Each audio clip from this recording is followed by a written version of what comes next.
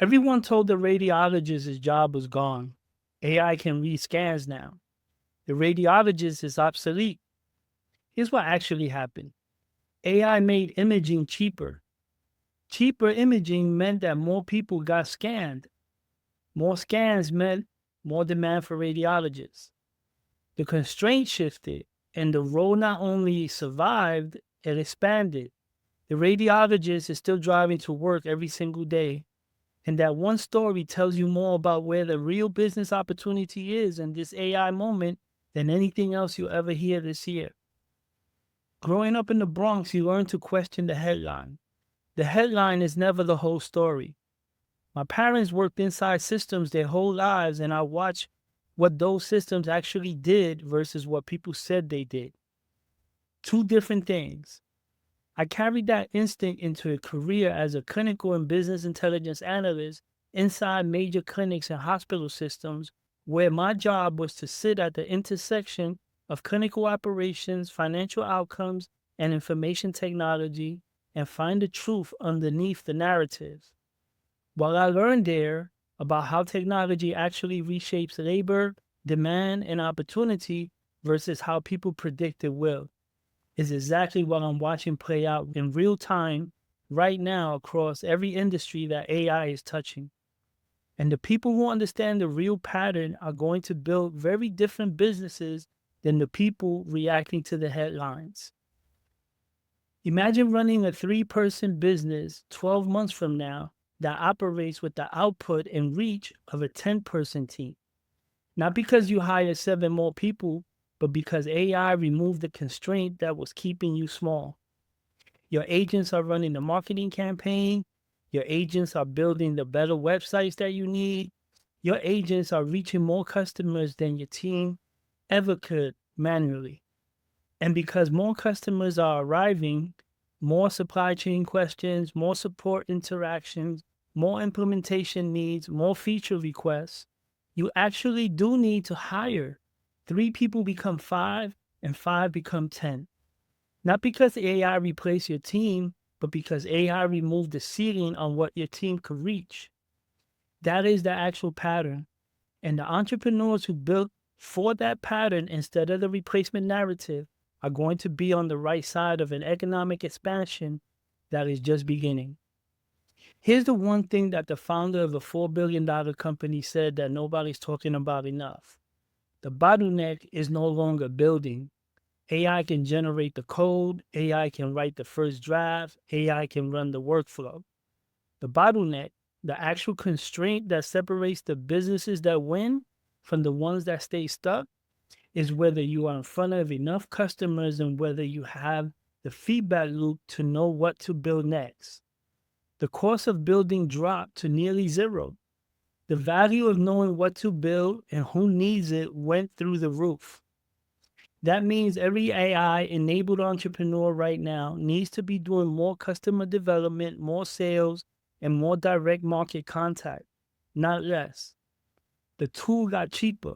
The judgment about where to point it to got more valuable. So here's secret number 1. Stop thinking that AI is going to replace the domain expert and start understanding that AI is going to create a flood of new inbound for the domain expert. Lawyers are not losing clients because AI can draft contracts. Lawyers are getting more clients because people are now using AI to draft contracts and then immediately calling their lawyer to verify them. AI created a new inbound flow for the lawyer, not a replacement. The same pattern is playing out in every high trust, high accountability profession. The question is not whether your domain survives AI. The question is whether you are positioned to capture the new inbound that AI is about to send directly to the human who can do what the agent cannot. And that is take responsibility, take accountability for the outcome. An agent can give you a conservative mean value answer to a legal question. A lawyer with 20 years of watching how that area of law actually plays out in practice can give you a content-specific answer tuned to your exact situation and risk tolerance. No model trained on the internet can replicate that. And clients are figuring that out fast. Secret number 2, stop chasing the hardest to enter markets and start recognizing that complexity is the moat, not the blocker. Every company more than 5 years old has data scattered across 30 different systems, workflows that were never documented, legacy infrastructure nobody fully understands, and change management challenges that make agent deployment generally difficult. Most people look at that and see a problem. The right read is that difficulty is the opportunity. The harder it is to deploy agents in an environment, the more durable the advantage for anyone who can actually navigate that complexity. The gap between what agents can do in a clean demo and what it takes to deploy them inside a real bank, a real manufacturer, a mid-sized healthcare operation, that gap is where hundreds of billions of dollars of service revenue is going to be generated over the next decade. The large consulting firms will capture some of it, but a single operator who shows up at a 10-person firm in any mid-tier city, it could be somewhere in Montana and Minnesota, any place where it's not a big city and they don't have these big IT companies or these consultants and teams, anywhere like that, right? They show up with the knowledge and the willingness to do the actual integration work does not need venture backing or a big IT department. They need the skill and the stomach for the complexity. And that leads us to secret number 3. Stop asking what you can build with AI and start asking where in the economy a real constraint exists that AI can now resolve. Start with the constraint, not the technology. Find the industry where the data is not digitized, the workflows are not documented, and the incumbent solution is old, expensive, and not moving fast enough to respond.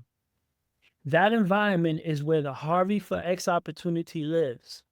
Harvey for X is an AI company built specifically for legal work, deeply vertical, workflow integrated, sector specific, getting better the more it is used in that exact context. There is a Harvey equivalent sitting untouched in healthcare and banking and insurance and manufacturing and real estate and education, in every major profession where the workflows are complex, the data is deep, and the incumbent is slow. The question to ask is not what AI tools should you use. The question is, what is the Harvey equivalent in my domain? And am I the one who builds it?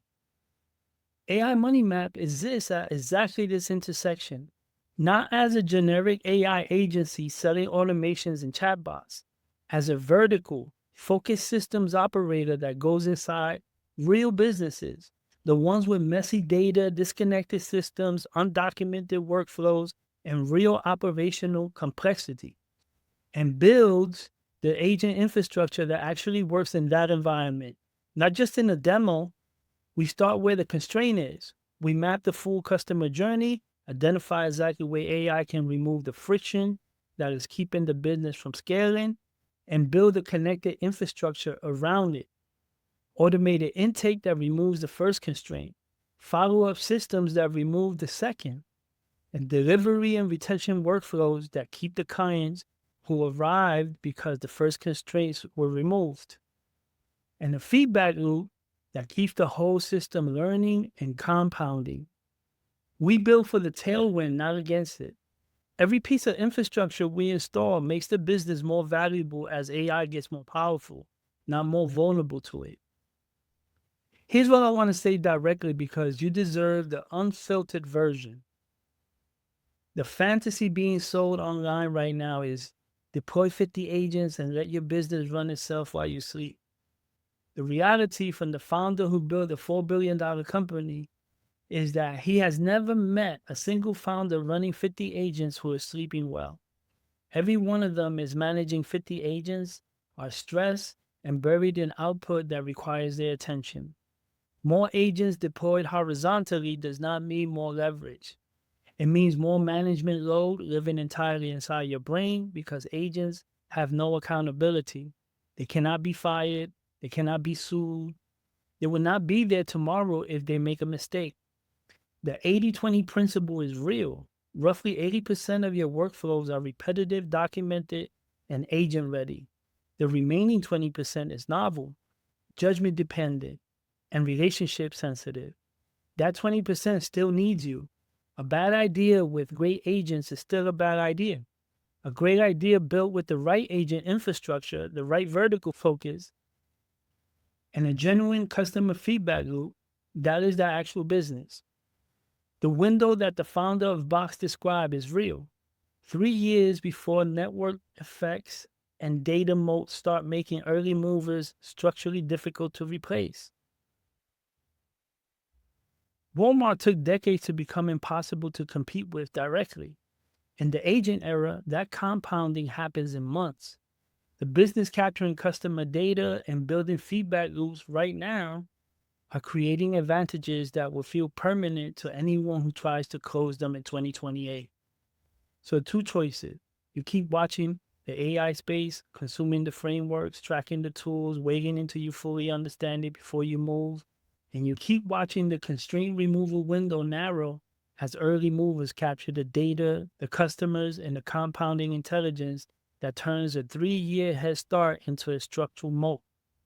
Or you identify a real constraint in a real market, build for that tailwind, stay close to customers, and install the infrastructure that compounds your advantage every single day it runs. One of those paths builds something durable. The other one builds a very informed explanation for why you waited. DM me the word money mass right now.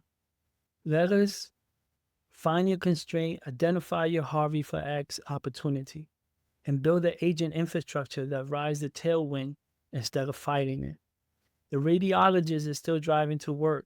The question is whether you are building the system that sends him more patients, or you're still arguing about whether he will show up tomorrow. Step in now. This is the agentic revolution.